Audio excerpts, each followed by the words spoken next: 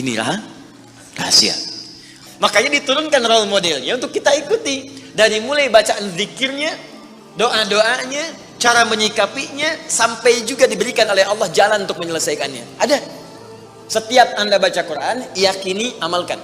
Bukankah para ulama bagian dari mujahid fisabilillah? Berapa banyak para ulama yang mengangkat tangannya dikabulkan? Di doa ulama itu kalau benar kealimannya, kalau benar ilmunya dan khasyahnya kepada Allah, itu hujah di lisannya, bahkan firasatnya nyata. Jadi kalau kita ingin cepat dikabulkan doanya, dituntaskan persoalan hidupnya, maka kata Allah rumusnya tingkatkan apa? Takwa. Sekarang kita ingin tingkatkan takwa, apa rumusnya? Takwa itu formulanya iman plus. Nah, intinya di sini amal soleh. Jadi kalau kita kumpulkan amal soleh, kumpulkan, itu salah satunya ciri meningkatkan takwa. Kenapa takwa ditingkatkan? Untuk mengentaskan problem kehidupan kita. Apa ciri orang yang akan cepat kemudian dirahmati oleh Allah? Dengan menjadikan 4 contoh. Nabi, siddiqin, syuhada, satu lagi, solihin, orang yang mengumpulkan amal soleh. Ingat, semua Bapak Ibu sekalian, ingat kalimat ini. Bonus yang Allah berikan kepada orang yang menjadikan 4 ini sebagai model dalam kehidupan, bonus cepatnya, maka amalan yang ia kerjakan akan mempermudah doa dia dikabulkan. Nabi banyak dikisahkan dalam Al-Quran. Mulai dari kehidupan Nabi Adam. Ya, bagaimana memulai hidup di tempat baru. Kalau diturunkan tuh indah Pak Bu. Anda baru berumah tangga atau baru pindah komplek, pindah daerah. Bagaimana memulai hidup di tempat itu? Bukankah diturunkan kisah Nabi Adam dalam membina awal rumah tangga di situ? Ya, kemudian memanage keluarganya. Kalau ada perselisihan bagaimana diselesaikannya. Kalau ada kekurangan bagaimana melengkapinya. Mulai kemudian ke masa Nabi Nuh alaihissalam, yang satu taat, yang lainnya kemudian mulai menyimpang, bagaimana mendakwahi mereka, ada. Mulai ke masa Nabi Ibrahim alaihissalam, mulai ke masa Nabi Musa, ke masa Nabi Daud, Sulaiman, sampai dengan ke Isa. Kemudian diselingi dengan kisah Nabi Ayub alaihissalam ketika merasakan sakit, disempurnakan dengan kisahnya Nabi Yunus alaihissalam ketika dijahili di lingkungan pekerjaan. Kemudian juga ditambahkan dengan kisah Nabi Zakaria ketika berumah tangga belum dapat keturunan. Ada semua kan? Siapa yang nggak pernah sakit di sini? Pasti sakit. Bukankah ada yang sudah berkeluarga belum ada keturunan? Pasti ada. Bukankah ada orang yang kemudian berbisnis ada banyak saingan yang kadang melukai? Pasti ada. Makanya diturunkan role modelnya untuk kita ikuti. Dari mulai bacaan zikirnya, doa-doanya, cara menyikapinya, sampai juga diberikan oleh Allah jalan untuk menyelesaikannya. Ada. Dan yang paling indah, semua aktivitas nabi-nabi itu semuanya dikumpulkan oleh Allah, kepribadiannya, keteladanannya pada satu orang nabi saja, Nabi Muhammad sallallahu alaihi wasallam. Sedikit itu sederhana. Setiap Anda baca Quran, yakini, amalkan. Sedikit tuh. Misal, saya mau baca dulu nih. Saya pengen jadi orang ikhlas, baca Al-Ikhlas. Misal. Qul huwallahu ahad, Allahus samad, lam yalid wa lam yakul lahu. Lihat terjemahannya, lihat keterangannya, yakini itu, jangan ragu. Dan praktekkan dalam hidup. Qul huwallahu ahad, katakan hanya Allah yang esa. Sudah, berarti jangan katakan yang lain lagi. Komit dengan tauhid itu. Komit dengan keislaman kita. Jaga betul dengan baik. Allahus samad, Allah tempat bergantung. Serahkan semua urusan kepada Allah. Ada masalah, minta sama Allah, berdoa. Sakit, berdoa sama Allah. Punya persoalan, gantungkan diri kepada Allah. Ikhtiar.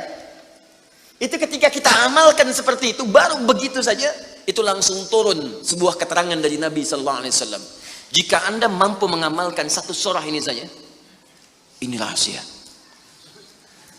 Ya. Inilah rahasia. Ada seorang sahabat, hadisnya sahih, dikutip kemudian oleh Sayyid Qutb juga dalam kitabnya Al-Aqaidah Al-Islamiyah. Syekh Muhammad Nasruddin Al-Albani pun mensahihkan hadis ini. Ketika Nabi selesai kemudian menunaikan salat, terdengar seseorang berdoa. Perhatikan doanya. Doanya menggunakan pembuka surat Al-Ikhlas.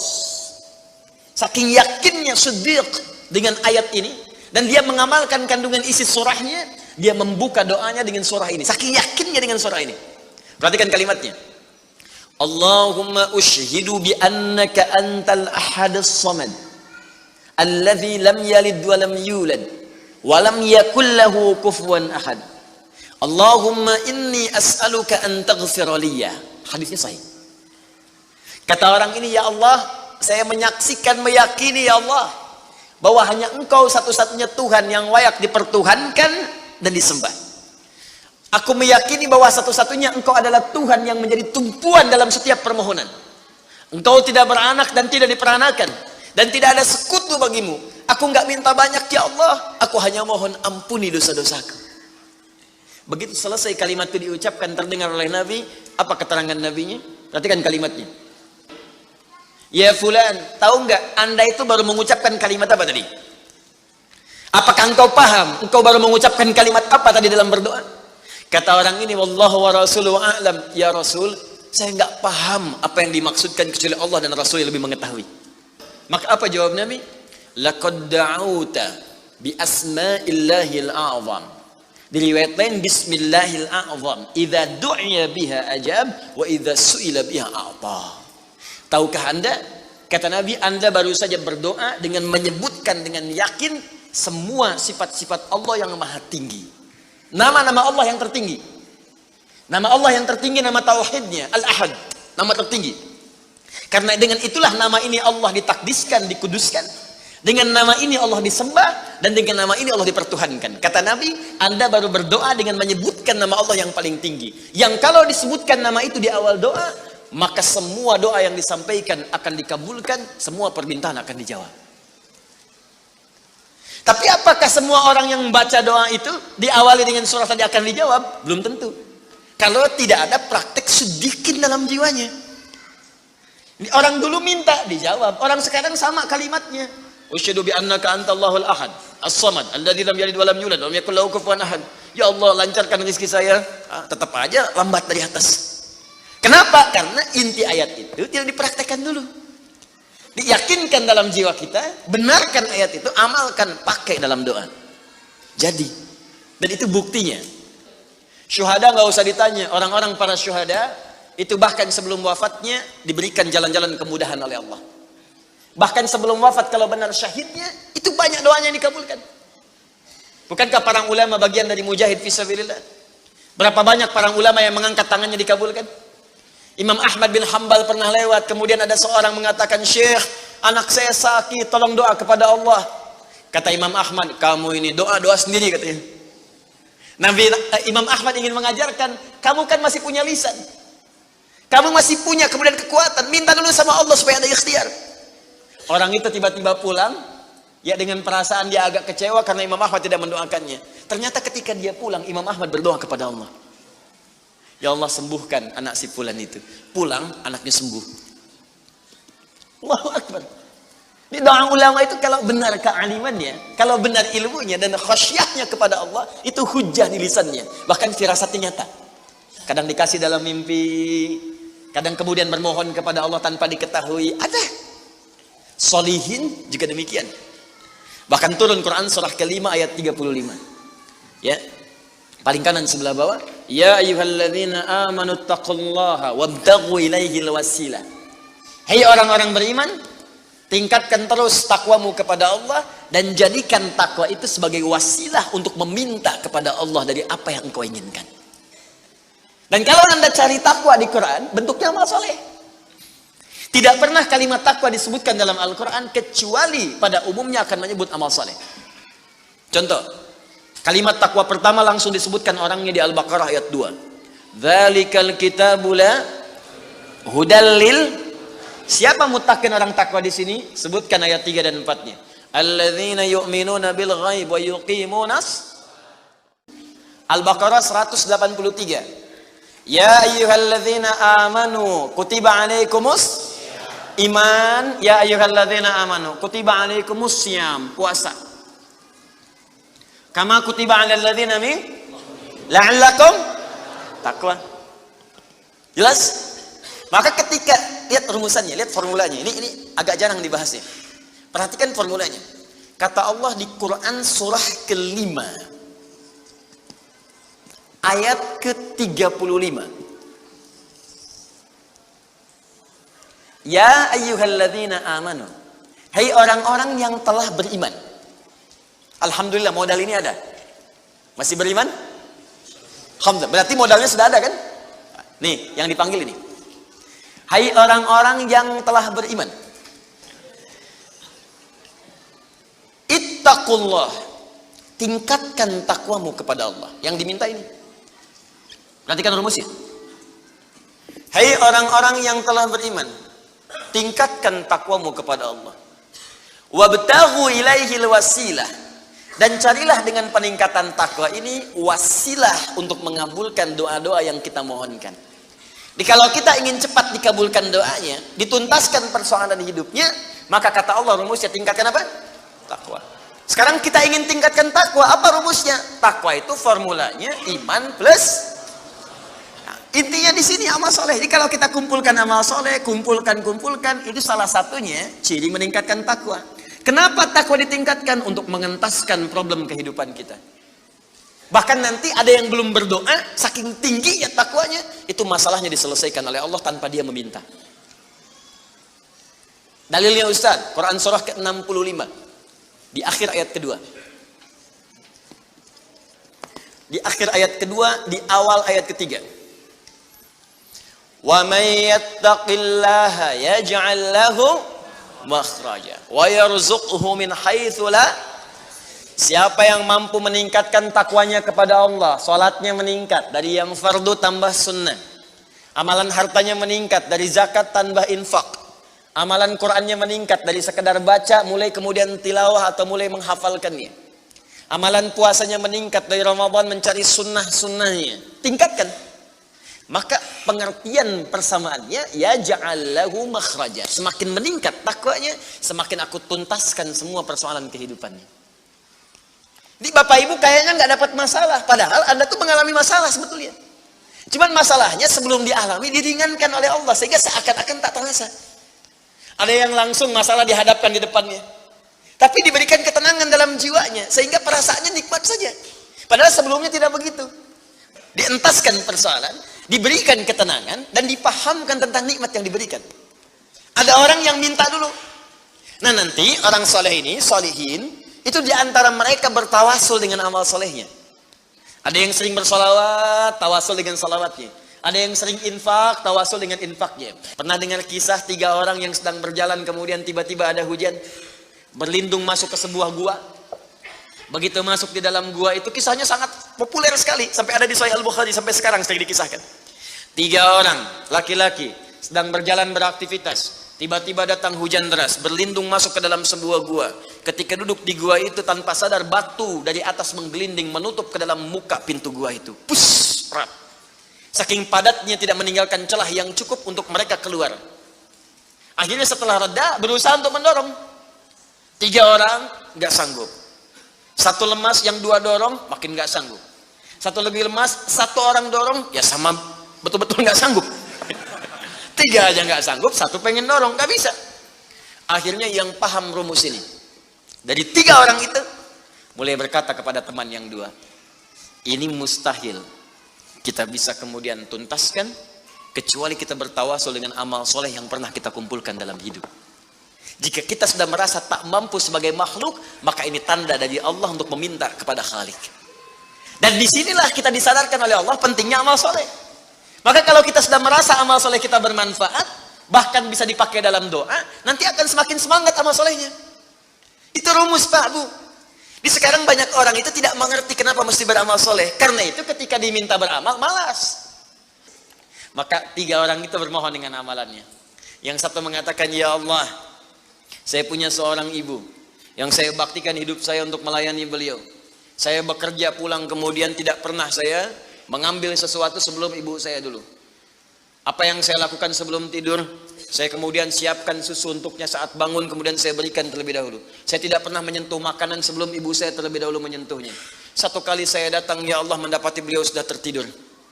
Maka saya tidak berani menyentuh kemudian makanan itu. Dan saya punya kebiasaan ketika bangun saya siapkan air susu. Ya, saya bayangkan ibu memberikan ASI kepada saya, maka sekarang saatnya saya memberikan susu kepadanya. Kemudian saya tunggu di sampingnya, saya sampai ibu saya tertidur sampai bangun. Ketika dia bangun, saya tidak pernah terangkan kepadanya bahwa saya memegang nampan itu dari sejak malam sampai dia bangun. Kemudian saya tuangkan, saya minumkan kepada beliau, setelah beliau menyentuh baru saya makan. Kalau ini menjadi amal soleh yang pernah saya kerjakan ya Allah dan Engkau ridha dengannya, mohon bebaskan kami dari kungkungan batu ini. Yang tadinya tidak bergerak begitu didorong bergeser. Mau keluar masih susah. Ya, ini pertanda dari Allah ingin mendengar semua amalan-amalannya supaya adil terdengar keseluruhannya. Kedua, ya Allah, saya pernah mimpin suatu perusahaan. Kalau bahasa kita sekarang, saya pernah punya bisnis ya Allah. Kemudian ada karyawan saya, tiba kemudian pamit meninggalkan pekerjaan, tapi gajinya belum saya berikan. Lantas saya simpan gaji itu, dia tak kunjung datang. Kemudian saya berinisiatif ya Allah, untuk menjadikan gajinya dia sebagai modal. Karena khawatir kalau pulang nilainya sudah berkurang. Maka dibelikanlah oleh saya Allah kambing. Kemudian dikelola kambing itu. Sampai bertahun-tahun datang, kambingnya sudah penuh ya Allah dengan berbagai kandang. Ternak sudah banyak. Selapangan sudah kumpul. Begitu dia datang, saya berikan kepadanya semuanya itu, dia mengatakan, kamu bercanda ya? Gaji saya kan cuma 1 juta, kenapa dibalikin tiba-tiba ada 1000 kambing? Orang ini mengatakan, kamu bercanda? Kata orang tadi, tidak, saya tidak bercanda, tapi ini hak kamu yang saya kembalikan. Dikisahkan kisahnya, saya belikan kambing, saya jaga dengan rawat dengan baik. Lantas dia mengambil semua kambing itu ya Allah, tanpa memberikan kepadaku sedikit pun. Apa yang terjadi? Maka aku pun ya Allah menerima dengan berharap ridhomu saja tanpa meminta imbalan sedikit pun darinya. Dia pergi meninggalkanku, aku mengharap ridho darimu. Maka aku bermohon kepadamu ya Rabb, kalau dengan itu kemudian engkau ridho, maka bebaskan kami dari kungkungan batu ini. Didorong, geser lagi. Perhatikan bagian yang ketiga ini. Ini tidak mudah karena termasuk bagian dari dosa besar. Meninggalkan dosa besar mendatangkan anugerah yang berlimpah tanpa batas.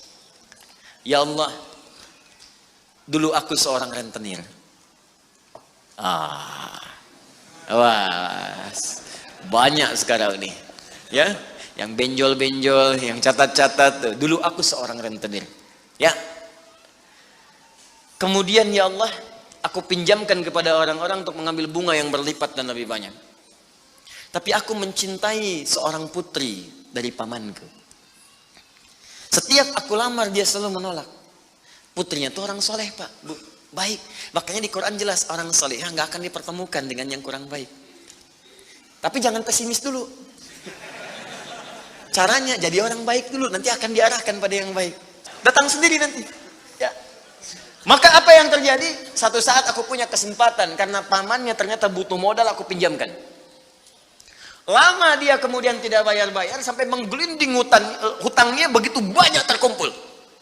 Datanglah kemudian anak gadisnya kepadaku untuk minta keringanan. Maka aku katakan kepadanya, malam ini pun hutang bapakmu aku akan lunasi seluruhnya tanpa kecuali kalau malam ini engkau mau bergaul denganku. Maka anak perempuan itu sedih, merasa terancam, tapi tak mampu berbuat banyak untuk bapaknya, dia pasrah kemudian mengiyakan. Di malam itulah sejak aku siap-siap untuk menggaulinya, tiba-tiba si gadis itu dengan fitrah lisannya mengatakan, nih kalau orang nggak pernah maksiat, ini kalimatnya itu tinggi sekali, besar, pengaruhnya banyak. Kata perempuan ini, ittaqillah, paman, bertakwalah kepada Allah. Satu kalimat di gadis itu menggetarkan pada jiwaku, melahirkan rasa takut yang sangat dalam. Aku lari meninggalkannya sambil mengatakan, sudah, bapakmu tak ada utang lagi padaku, dan aku lari meninggalkannya. Ya Allah, kalau dengan perbuatan itu engkau ridha yang menjadikan aku bertobat sampai sekarang, maka mohon ya Allah bebaskan kami dari kungkungan batu ini. Begitu mau didorong, batunya sudah menggelinding jauh meninggalkan mulut gua itu. Kumpulan amal soleh yang digunakan wasilah untuk berdoa terkadang akan cepat mampu mengabulkan apa yang kita mohonkan. Apalagi kalau yang dimintakan adalah pengalaman meninggalkan perbuatan maksiat yang besar.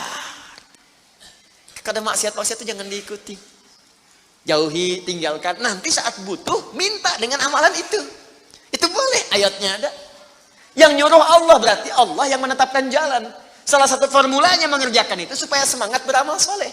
Amal soleh itu kan cuma 2. Kalau enggak if'al, wala taf'al. Do it, live it. Kerjakan, tinggalkan. Kerjakan sholat, jauhi zina. Kerjakan kemudian infak, jauhi bohong. Kerjakan ini, tinggalkan ini. Anda cukup kerjakan, tinggalkan. Dan dengan wasilah itu minta kepada Allah. Jelas sampai sini? Nah, ini mungkin doa banyak disampaikan tapi jarang terkabulkan karena pengertiannya terbalik. Yang ditinggalkan dikerjakan, yang dikerjakan ditinggalkan.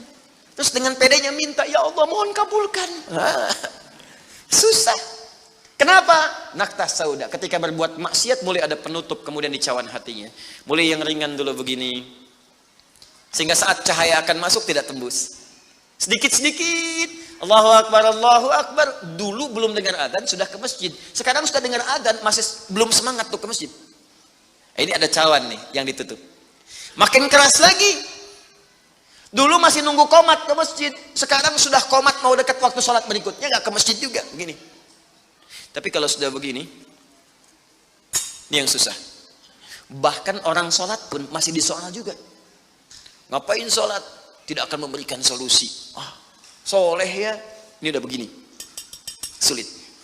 Karena itu ketika memohon kepada Allah, kalau makanannya haram, perangkatnya haram, maaf, minumannya haram, pakaiannya haram, itu anna yustajabu lidzalik, kata Nabi di hadis Muslim. Maka barangkali itu penyebab doa sulit dikabulkan. Bukan Allah nggak ngabulkan, ketika diberikan nggak tembus tuh, nggak masuk. Begini cara berpikirnya.